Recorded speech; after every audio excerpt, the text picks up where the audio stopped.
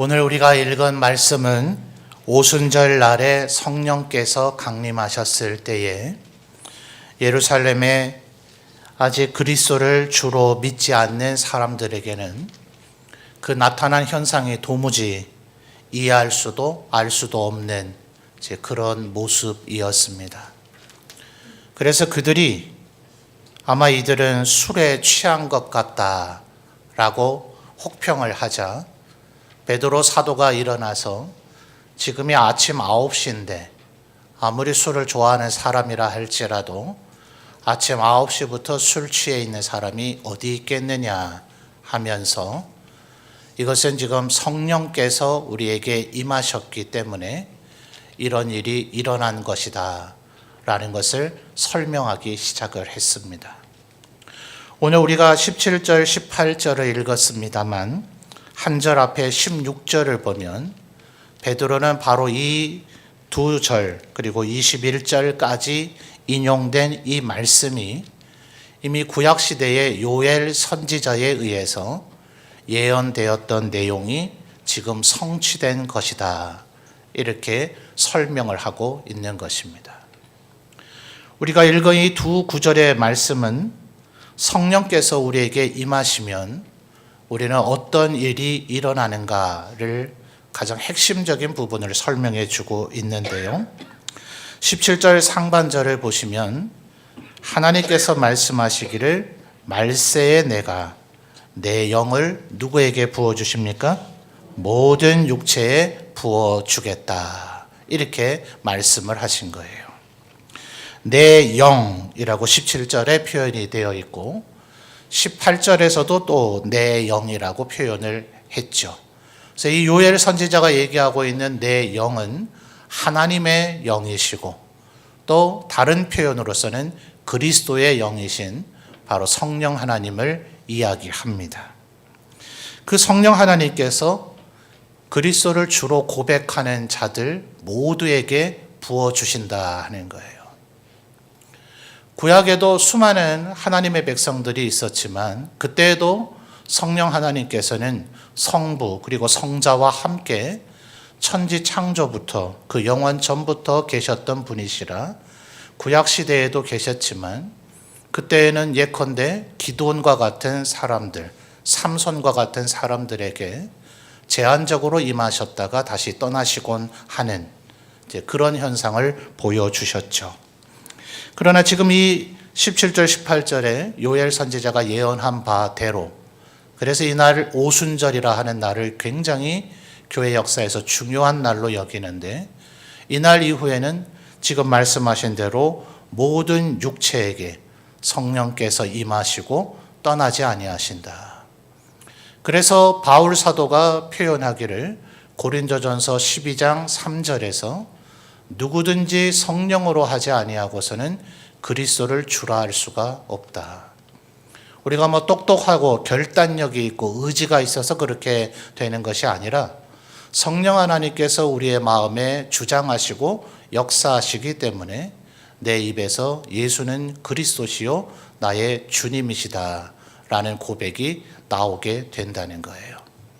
그러니 우리가 조금 연약하고 아직 믿음이 조금 부족한 것 같다 보인다 할지라도 여러분이 여러분의 인격과 심중 깊숙한 곳에서 진실로 그리스도를 주님이라 고백한다면 우리 모두에게는 성령님께서 임해 계신 것입니다. 17절을 하반절을 자세히 보시면 이미 모든 육체에게 부어주신다 라고 선언을 했는데 이 모든 육체가 그저 상투적으로 얘기하는 많은 사람에게 임하실 것이다 라는 정도가 아닌 정말 말 그대로 모든 사람이라는 것을 강조하기 위해서 요엘 선지자는 히브리 문학의 가장 특징적인 방법대로 비슷한 어휘를 3번을 사용합니다. 자, 17절에 보면 모든 사람을 세분하고 있는 3가지가 나타나죠. 한번 찾아볼까요? 첫째는 뭡니까? 자녀들이고요. 두 번째는 젊은이들이고요. 세 번째는 늙은이들, 어르신들을 의미합니다. 그러니까 이렇게 3번 나눠서 지금 모든 육체라고 하는 그 말을 이렇게 3 부류로 나눠서 설명함으로써 그냥 상투적인 표현이 아니라 말 그대로 누구든지 예수를 주로 고백하는 사람에게는 하나님께서 성령을 부어주신다라는 것을 강조하고 있는 거예요. 3번 강조하면 되는 거죠. 그런데 간혹 성경을 보면 3번으로 부족하다 여기는 경우가 있는 것 같아요. 이건 정말 강조해야 되겠다 할 때는 한 번 더 사용해서 4번을 쓰는 게 가끔 나타납니다. 그런데 18절까지를 보시면 이 요엘 선지자는 이것을 얼마나 강조하고 싶었는지 이미 모든 육체라는 말을 3 부류로 설명을 했는데도 불구하고 18절에서 또 다른 분류법으로 2 종류를 더 얘기하고 있어요. 자, 18절에 또 다른 분류로 나타난 게 뭡니까? 남종과 여종들. 그러니 17, 18절을 합치면 총 몇 종류로 분류를 한 겁니까? 5번 반복할 정도로 하나님께서는 모든 사람에게, 이 모든 사람은 전 인류를 말하는 게 아닙니다. 예수를 그리스도라고 고백하는 하나님이 믿음을 선물로 주신 그들에게는 동시에 성령이 임하신다. 그래서 이 이후에 베드로가 이 예루살렘 사람들에게도 얘기하죠. 우리가 어찌할꼬, 그들이 이제 참여하면서 그렇게 베드로에게 질문을 하니 너희가 회개하고 세례를 받으라. 그러면 우리에게도 주신 성령을 너희에게도 주실 것이라 말했고 그 말한 그대로 그들에게도 성령이 임하는 사건이 이어지게 됩니다. 자, 그런데 이렇게 모든 사람에게 성령이 임할 때 그들에게 나타난 현상이 무엇인가? 자, 17절을 다시 주목해 보시죠. 자녀들, 젊은이들, 늙은이들이라고 분류한 그 3 분류 뒤에 어떤 일들이 일어난다 합니까? 자녀들은 뭐 한다고요? 예언을 하고요. 젊은이들은요, 환상을 보고요. 어르신들은요, 꿈을 꾸게 되는데 이것을 18절에서는 다시 3 가지를 종합해서 예언을 한다고 이야기를 하고 있어요. 하나님께서 주시는 말씀 가운데 미래를 향한 환상과 꿈을 꾸게 되는 것, 이것이 성령이 임한 사람들의 특징이다 하는 거예요. 그러니까 여러분, 어떤 이가 이렇게 얘기를 하죠. 꿈을 꾸면 젊은이고 현실에 안주하면 장년층이고 추억을 먹고 살면 노인이다. 이런 얘기를 해요. 그러니까 우리의 나이가 얼마이든지 간에 또 내 현재 형편이 어떠하든지 간에 오늘보다 나은 내일을 꿈꾸는 것, 영적인 문에서 말입니다. 그것이 바로 성령이 임해 있는 사람들의 특징이다 하는 거예요. 아마 우리 성도님들은 개인적으로 내가 예수 그리스도를 더 닮아가고 하나님의 신의 성품이 내게 나타나고 성령의 열매를 맺고 하나님의 은혜와 축복을 받는 이런 개인적인 소망들은 다 있으실 겁니다. 꿈이죠. 그런데 만약 우리가 그런 개인적인 꿈만 있다면 어떤 면에서는 굉장히 이기적이잖아요. 우리는 하나님께서 그리스도의 몸인 이 교회를 이루게 하셨는데 내 개인적인 꿈만 꾼다면, 사실 우리라고 하는 이 교회가 없다면 나의 개인적인 그 꿈과 소망은 이루어질래야 이루어질 수가 없는 거죠. 그러므로 우리가 교회의 일원인 그리스도의 몸이라면 나의 개인적인 가정적인 꿈에만 머물러 있어서는 안 되겠고 교회를 향한 꿈을 꾸어야 될 것이다 하는 거예요. 자, 그러면 우리는 도대체 어떤 꿈을 꾸어야 될 것인가? 자, 오늘 예배를 마치고 나면 1층에서 예결산을 위한 재직회가 모일 것이고 돌아오는 목요일에는 재직 임명을 위한 당회가 모일 것이고 다음 주에는 예결산 전 세례교인들이 모여서 확정짓는 공동의회를 하게 될 것입니다. 그리고 예배 중에는 재직을 임명하게 될 거예요. 자, 이렇게 내년의 살림을 생각해야 되는 이때쯤 우리는 어떤 꿈을 꾸어야 될 것인가? 기도하는 가운데 최근에 여러 단체에서 우리 기독교를 향한 통계 조사들을 많이 했습니다. 대표적인 기관은 기아대책과 함께 한국목회데이터연구소라는 곳이 합력해서 연구를 해가지고 한국교회 트렌드 2024라는 책을 출판했어요.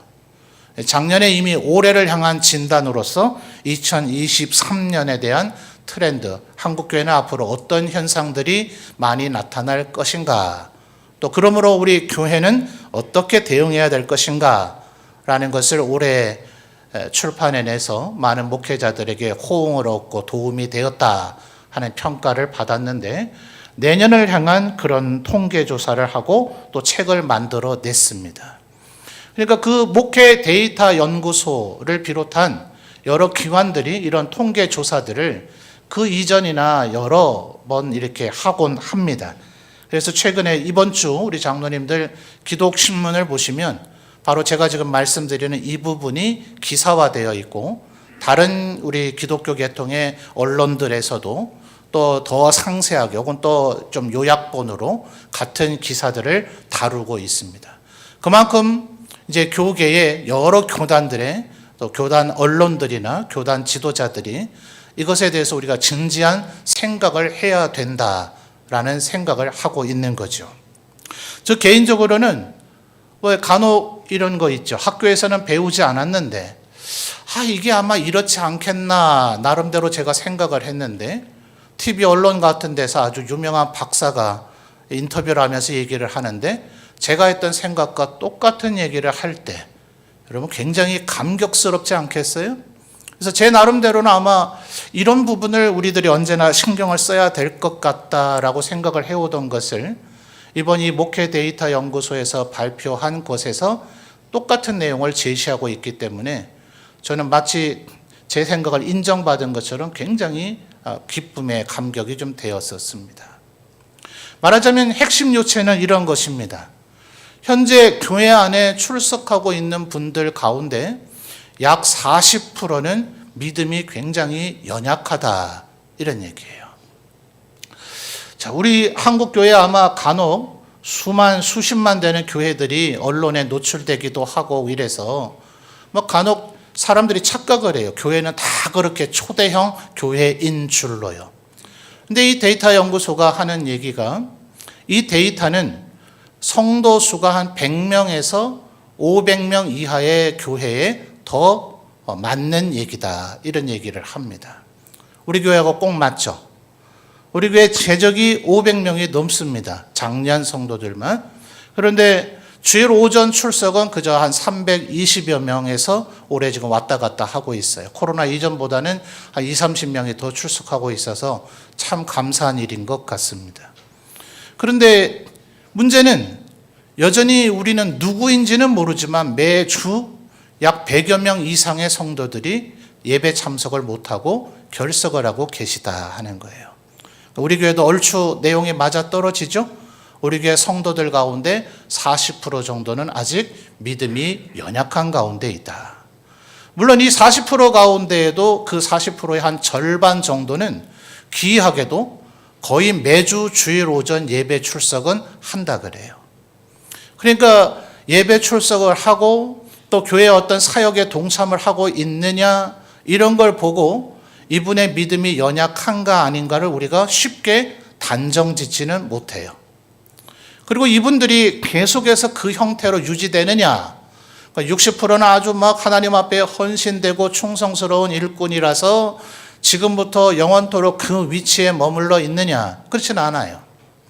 이 60%로 분류되어 있던 그래도 신앙이 든든하고 또 교회의 여러 사역에 동참하는 이분들도 언제 어떤 삶의 변화나 믿음의 시험으로 인하여서 믿음이 연약한 40%처럼 되어버릴 수도 있고, 그나마 이 40%는 참 감사하게도 교회 예배의 교회 멤버십을 유지하고는 있으나, 수년 전부터 우리 한국교회 회자되는 얘기가 뭡니까? 나는 하나님을 믿고 예수님을 믿지만 교회는 안 나가겠다. 그래서 안 나가. 이걸 거꾸로 하면 뭐가 된다고요? 가나안. 이렇게 해서 일명 가나안 성도들이 있다.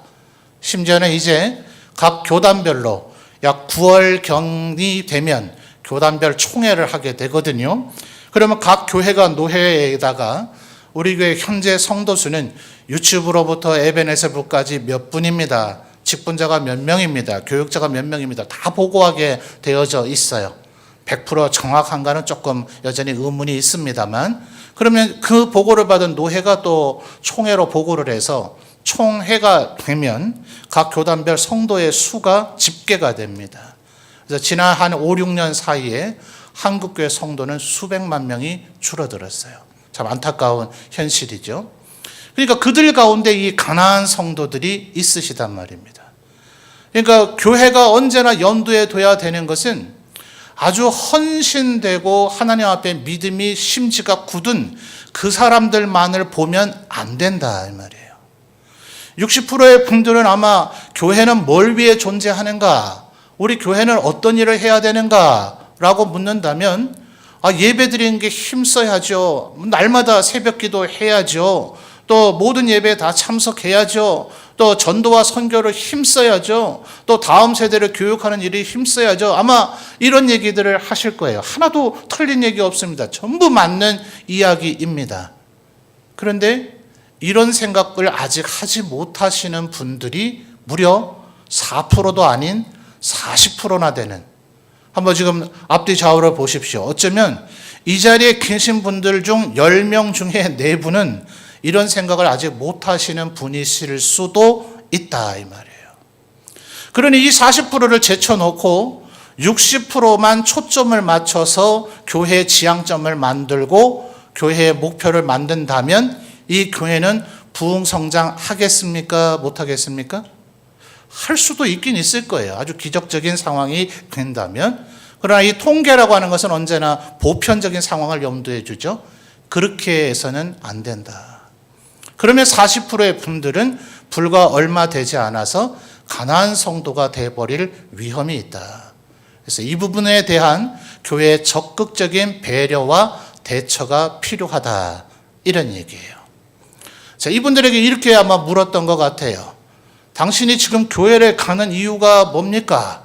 또 아마 이제 이사를 하는 등으로 인해서 교회를 옮기게 되는 상황도 벌어질 것이고, 또 우리야 워낙 지역이 빤하기 때문에 지역 내에서 교회로 옮긴다는 건 큰 결단이 필요합니다만 대도시에는 섭섭하면 바로 교회 옮겨버립니다. 당신이 지금 교회를 출석하고 있는 이유가 뭐냐? 이런 질문에서 자, 우리 성도님들 한번 생각해 보세요. 점천제일교회 지금 성도로 계속 멤버십을 유지하고 있는 이유가 뭡니까? 목사가 귀공자여서 그런가요? 아마 목사가 좋다 내지는 목사의 설교가 은혜가 된다라는 이유에 체크한 분들이 많기는 하다 그래요.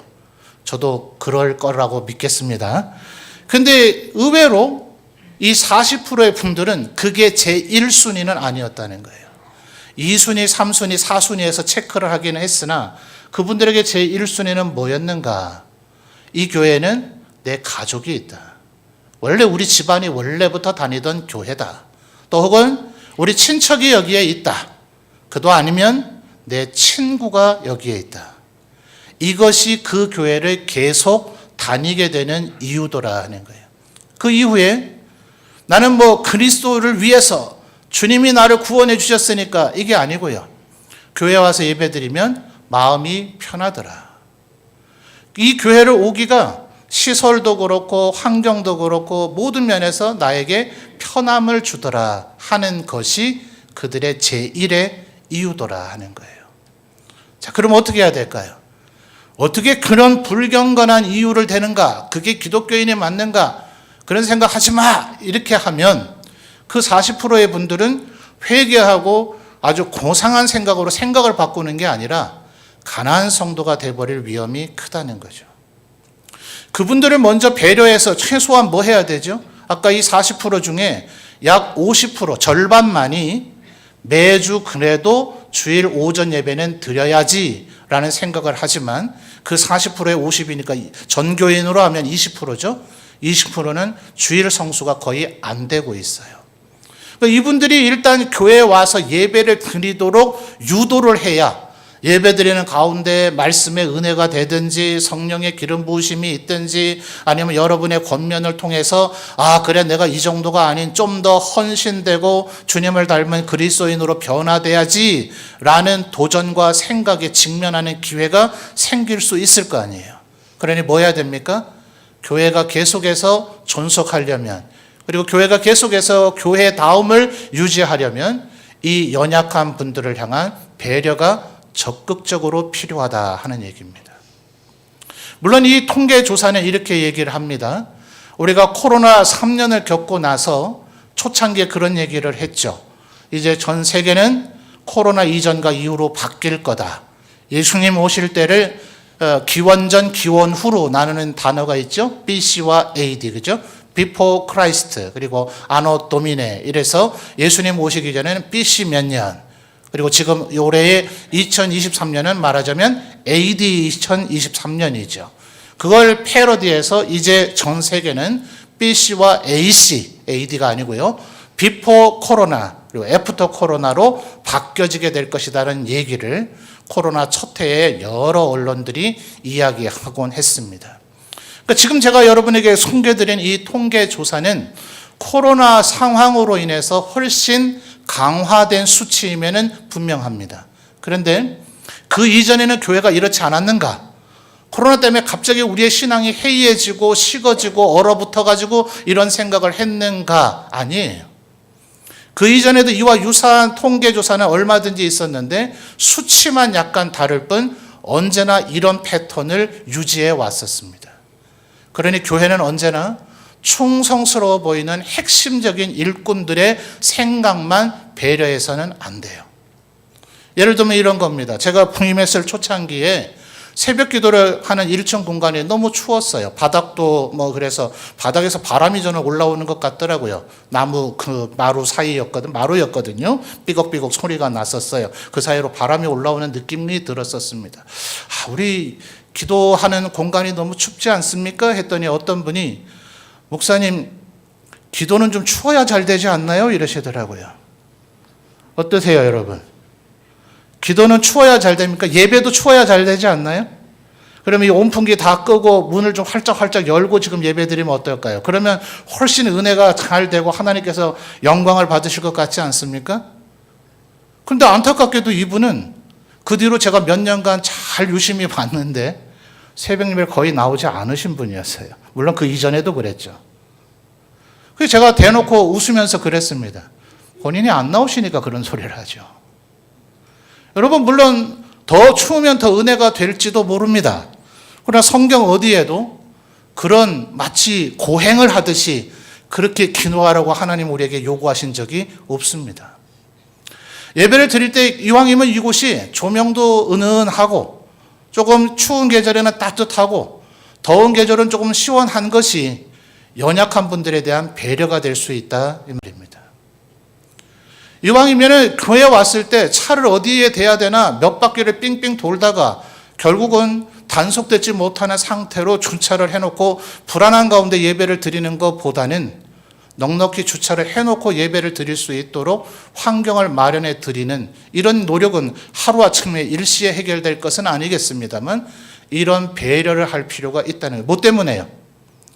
그 40%가 여전히 우리 교회 멤버십을 유지하고 있어서 여기서 예배를 드리고 비록 일주일에 한 번일지라도 때로는 좀 빠질 때가 있을지라도 어쨌든 우리 교회 멤버십을 유지하고 있어서 우리와 함께 예배하고 신앙의 교제를 나누고 누군가에 의해서 권면을 받아야 그가 온전한 그리스도인으로 자라갈 수 있는 기회가 주어지기 때문에 그렇다는 거예요.